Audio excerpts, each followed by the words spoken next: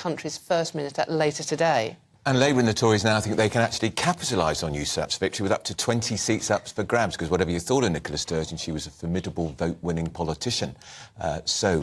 In joining us for more on this is the political commentator and public affairs consultant Piers Pottinger, who happens to be Scottish. Tell us about Yousaf. Is this a potential win for the Tories and Labour, because Sturgeon was a very effective campaigner? She was a very effective politician. He has made it very clear, though, in his winning speech, that he's going to continue some of the more delusional SNP policies, including fighting the UK government over the gender law, which seems complete madness. Allowing 16-year-olds to change their gender without even talking to a doctor. Absolutely. 15 and a half, they can start deciding. Yeah. And also, of course, it'll cost millions in court when this comes to a court case. Yeah. And one thing the SNP are very good at is spending money they don't have. The other thing he wants to do is go into Europe, which seems utterly crazy, because if they, on the one hand, want to be independent of Westminster, then they want to go into Europe where they'll have even less independence than they do now. It seems absolutely crazy. But, of course, I think it's a good opportunity for both Labour and, to some extent, the Conservatives. I mean, Douglas Ross does a terrific job. He's the Tory leader. He's the Tory leader.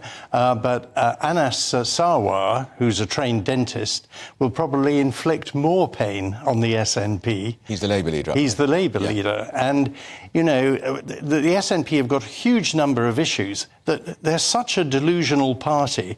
They focus on this absurd concept of independence, which they couldn't afford in any way, instead of dealing with all the major issues they've got, mostly created by themselves.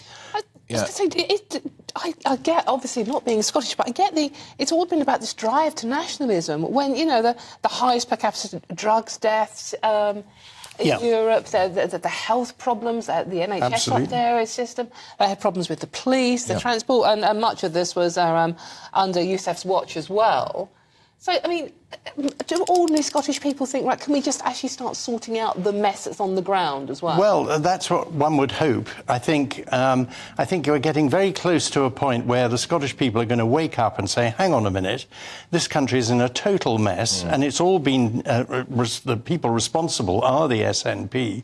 And also, of course, there's this question of the missing £600,000 under police investigation. And, of course, by having a continuity candidate, as he put himself, Sturgeon is protecting herself and her husband from... Because he was the chief executive, wasn't he? He was. And, of course, the head of the Crown Prosecution Service in Scotland is ludicrously a political appointment and a member of the SNP cabinet. It is extraordinary. And she has been stifling the police from action in terms of prosecution for the last 6 months. It is extraordinary, and I mean, any other political party would be in tatters. They are showing signs of breaking up, as it was a vicious leadership campaign. They were very nasty to each other, and in the end, very few people actually voted.